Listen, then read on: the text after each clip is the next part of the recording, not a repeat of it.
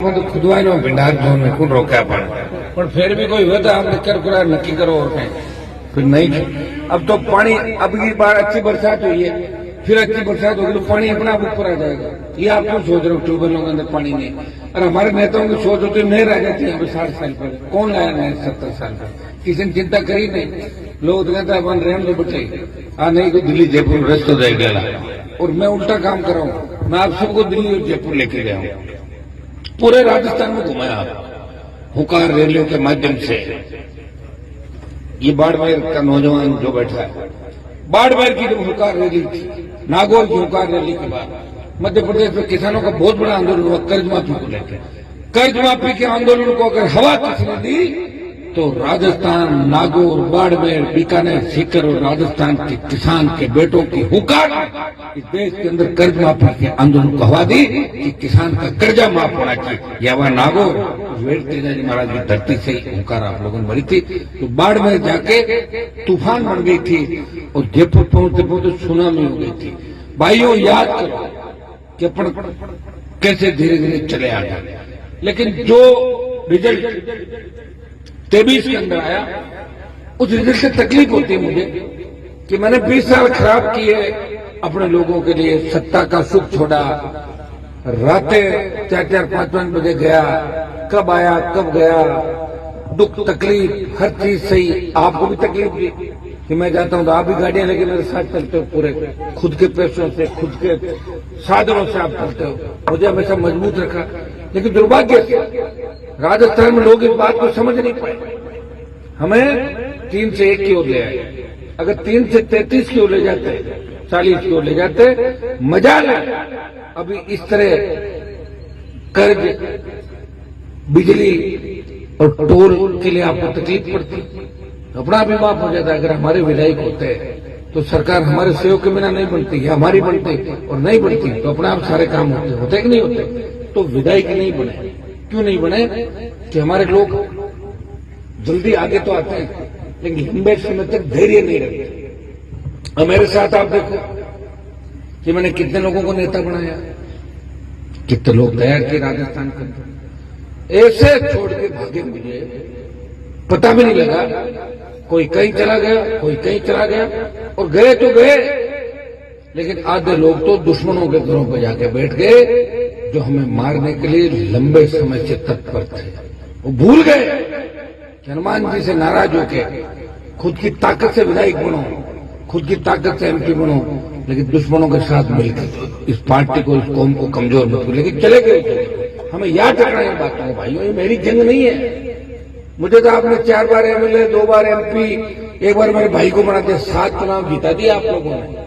लेकिन यहाँ के यही हम लोग, क्योंकि लोकतंत्र के अंदर सर गिने जाते हैं। किस पार्टी के कितने एमएलए? आरएलपी का 1 विधायक। मेरे बाद जो पार्टी बनी भारतीय आदिवासी पार्टी, 2 जिलों के अंदर उन्होंने वही काम किया। मैंने पूरे राजस्थान के अंदर चिंता की, मैं 1 पे आ गया, 3 पे आ गया। हमें सोचना है इस बात को लेकर। उपचुनाव आएगा 6 अवसर का, राजस्थान में 6 जगह उपचुनाव है। आगे किस करवट राजनीति बैठेगी ये तो वक्त बताएगा। लेकिन खींवसर पे नजर मोदी और अमित शाह की है कि खींवसर में भारतीय जनता पार्टी जीते। वो लोग ये चाहते हैं, और हमें उन्हें ये बताना है कि भारतीय जनता पार्टी का अता पता भी नहीं लगने देंगे, भारी वोटों ये संदेश अमित शाह मोदी को इसलिए देना है कि किसान कौम जब तकलीफ के अंदर थी, जब पूरे देश के अंदर लोग देख रहे थे किसान आंदोलन करने वाले हरियाणा, पंजाब के किसान मेरे पास आए, बोले क्या साहब इस कौम के अंदर इतनी कमजोरी आ गई कि कोई मोदी का साथ ही नहीं छोड़ रहा। मैंने कहा कौम में तो कमजोरी नहीं आई, फिर आप को तैयार करो। हरियाणा यूपी वाले नेता रोज जो दिल्ली को घेर के बैठे, उन नेताओं को वो इस्तीफा मांगो उनसे। बोले वो तो नहीं दे रहे जी, तो नहीं दे रहे जी। तो मैंने कहा मैं दे दूंगा, और क्या भाई, बलिदान तो देना ही पड़ेगा। क्योंकि जब कौम बलिदान मांग रही है तो बलिदान कौन देगा? हनुमान बेनीवाल ने इस कौम के लिए, किसान के लिए पड़ोसी हुई थाली को ठोकर मारी और सत्ता को ठोकर मार के हाईवे को जाम किया, और पूरे देश के अंदर दूसरा दल था आरएलपी, जिसने मोदी की सत्ता को ठोकर मारी। एक दल पंजाब का था और दूसरा राजस्थान का आरएलपी पार्टी। जो पौधा आपने लगाया वो आपकी कौम के काम आया मोदी और अमित शाह के खिलाफ। और भाइयों, तीनों बिल वापस हुए। जब सेना को ठेके पे दिया, इस देश में एकमात्र जवान जिसने अपने छोटे भाइयों की परवाह की, उसने कहा कि मैं उस कौम से आता हूं जिसके गीत गाए जाते हैं। जब आजादी के गीत गाए जाते हैं, कोई सिख, कोई जाट, मराठा, कोई गोरखा, कोई मद्रासी, याद करो कि किस तरह में आजादी मिली थी। तब हनुमान बेनीवाल ने आपके लिए लड़ाई का झंडा उठाया। लोकसभा ऑल पार्टी मीटिंग और जोधपुर में 2 लाख जवानों की रैली करके मोदी को चेताया, आ रहे हैं दिल्ली की तरफ, तैयार हो जाओ। तो संघर्ष का एक परिणाम है कि बाकी पार्टियां भी बोलने लगी कि अग्निवीर समाप्त होना चाहिए। इसको हवा किसने दी? राष्ट्रीय लोकतांत्रिक पार्टी और आपके वोट से बनाए उस सांसद ने, जो आपकी चिंता करता हर समय।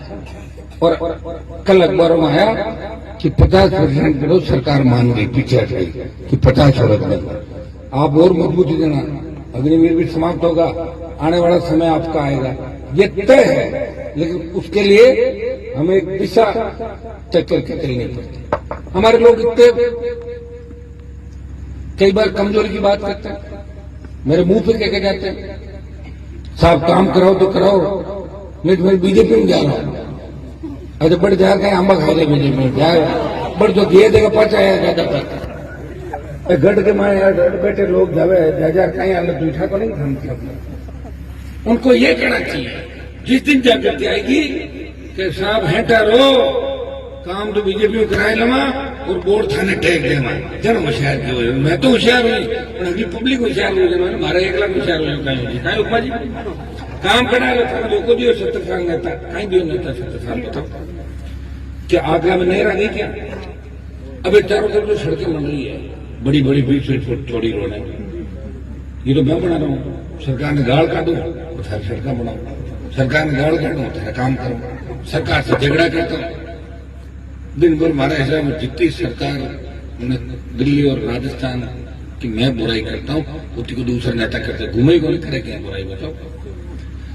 फिर भी काम करवाता हूँ। कई लोग माइक हाथ में ले ले और मैं भाषण दे राज के खिलाफ, कोई कागज देवजन कहे कि माने कागज नहीं देना, तो क्यों कि माँ को काम तो ये माइक में बोला, काम कौन करे बोले, माइक सरकार के खिलाफ है।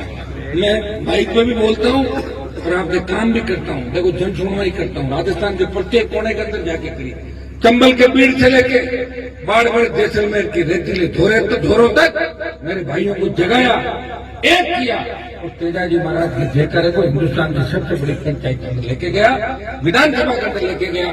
तेजाजी महाराज तो यही थे, क्या मेरे से पहले नेता नहीं मैं क्या? मैं तो 8 में आया था, 52 से लेकर 8 तक कौन थे? लगाए गए तेजाजी, उनको करना ही नहीं था। वो ये चाहते थे आप यही रहो। हाँ, अब वे जयकार लगाया माइक माते 15-15 मिनट गाली गलौज कर रहे थे। क्या ये तुमने सुना कि राज्यपाल जी के भाषण? कभी मत सुनना, फालतू गालियां सीख जाओ तुम, सुनना भी नहीं भैया। और किस तरह आपका भाषा का प्रयोग और लोग तालियां बजा है वो करे, बताइए कितनी गलत बात है। और बदनाम मैंने कहता है हनुमान जी है बोले बोले, कहीं बोले बताओ, कोई गाड़ काटी है? मेरे जितना अच्छा आदमी मिलेगा? हाँ, कोई अधिकारियों को मैं जरूर कह देता हूँ कि जल्दी करनी तो ये कर लूंगा, वो तो आपके लिए करता हूँ, मेरा क्या काम है तो बताओ। मेरे पास तो 1 इंच जमीन नहीं, मार्केट की को नहीं, वहां तो मोदी अमीर समझ कौन लागे मारो, अगर टक्कर ले खुद को ही नुकसान है, मारो कहीं होना, तेल खुद को बड़ो बनेगा। आप समझ गए मेरी बात? इसलिए खुद को मजबूत रखना पड़ता है। कप्तान अगर मजबूत होता है ना तभी मिलिट्री लड़ती है, और कप्तान खुद सोजे हुए पड़ जाए हमारी फौज लड़ेगा नहीं, कप्तान पड़े रहेगा। तो आपका कप्तान तो मजबूत है और मेरी फौज भी मजबूत है। मैं जहाँ खड़ा हूँ ये वो मजबूत इलाका है जो हर चुनाव के अंदर 150 गतम लीड काटो कम होने, आकला बेराथल ये आसपास का जो इलाका पूरा, जिसे ज्योति मिर्जा है ना तालिबान बोला, वो इसलिए बोला क्या वोट के मामले के अंदर एक तरफा मतदान करते हो, और तो कोई वेगोरेशन मिलती कि अब तालिबान है तो ये है भी, और कुर्सी के अंदर कुछ बच्चों ने शायद मैं था नहीं 18 के अंदर से कोई छोटी मोटी बात भटक टिंडा कर दिया ना, बस मन लगे साढ़े लाख बेकार सहानुभूति करानी चाहते हैं कि बोर्ड घेर लो। हाँ, लेकिन तो कुर्सी वो इलाका जब जिन्होंने सरकार को घेर लिया था तो बिजली के अधिकारियों के कपड़े उतरवाए थे, मैंने दिलवाई वापस। आपको याद है 13 चल जाते 42 दिन धरना चला, सरकार को झुकाया, आप लोगों ने झुकाया। और मुझे खुद से मैंने आपको लिखना सिखाया, इसमें कोई दो राय नहीं। पहले ट्रांसफार्मर लेने जाते थे खीम सर के ऑफिस में, तो नया ट्रांसफार्मर लाने जाता लोम जी तो साहब जना 10,000 रुपया कोई खाई दिन तो कहता 9 देना होता है मुंडवा में लोग घर उतार लेता। सरपंच आप घर उतारता भाड़ का बाद में इतनी दादागिरी कई विरोधी सरपंच हैं, उन सबको ठीक किया। डायरेक्ट आपका कनेक्शन सीधा एन ऑफिस से थाने तहसील कचहरी के अंदर, थानेदार तहसीलदार को कह दिया कि अगर किसी व्यक्ति का अपमान हुआ तो थानेदार की तहसीलदार की फिर आप छुपते घूमोगे या रवाना हो जाओगे। अपमान नहीं होना चाहिए। 19 सरकारों में चलता है, काम हो भी जाते नहीं भी होते, लेकिन आम आदमी का सम्मान होना चाहिए। अगर सम्मान नहीं हुआ तो मेरे पास फोन आया, अगले दिन थानेदार डिप्टी एसपी पास पहुंच गया, मेरे लोग आए थे, उनसे बात की आपने कि साहब गलती हो गई, माफ बुला के चाय पिलाते हैं। तो ये प्रयास मैंने किया और एक दिन में देखो आजादी नहीं मिलेगी। अंग्रेज आए थे नाम और जाट के अंदर, हिंदुस्तान में फूट डाल के राज कर गए लंबे समय तक मेरे भाई। तो पता क्या, किसी कान में कुछ कह दो और किसी कान में कुछ अपना लड़ते रहे। मैंने प्रयास किया, उसका परिणाम ये हुआ कि आपने इंतजार किया, मजबूती दिखाई और आपने मुझे गिरने नहीं दिया, मुझे पीछे नहीं हटने दिया, हमेशा मुझे जिंदाबाद रखा। और इसीलिए सरकारें डरी और डरी हुई सरकारों ने हमेशा हनुमान बेनीवाल से हाथ मिलाने की कोशिश की कि हनुमान से हाथ मिलाया। मैंने नहीं मिलाया क्योंकि मुझे आपकी तरफ देखना, और जिस दिन हाथ मिला लूंगा सरकार में चला जाऊंगा उस दिन एक ही दिन जाऊंगा, फिर बार बार नहीं जा सकता। जिस दिन सत्ता में आना होगा एक बार सत्ता में आ जाऊंगा, लेकिन मैं आधी अधूरी सत्ता में आना नहीं चाहता, इसलिए रातों को भटक रहा हूँ, दिन में घूम रहा हूँ। मेरे छोटे भाइयों को न्याय दिलाने के लिए, कोई संविदा पे है उसको नियमित करने के लिए, कोई परेशान है उसकी परेशानी दूर करने के लिए, किसान का कर्जा माफ हो, फ्री बिजली मिले, टोल मुक्त राजस्थान हो, सशक्त लोकायुक्त और आम आदमी का राज। इस बात को लेकर राष्ट्रीय लोकतांत्रिक पार्टी का गठन किया, हम लड़ाई लड़ रहे हैं। निश्चित रूप से वो समय भी आएगा जिस तरह हमारे बच्चियां बैठी, माताएं बहनें बैठी, देखिए छोटे भाई भगत सिंह की भूमिका के अंदर तैयार है। ये भी झांसी की रानी लक्ष्मीबाई बनकर इस भ्रष्टाचार का खात्मा करेगी, इस व्यवस्था को बदलेगी। ये व्यवस्था परिवर्तन का संकेत है।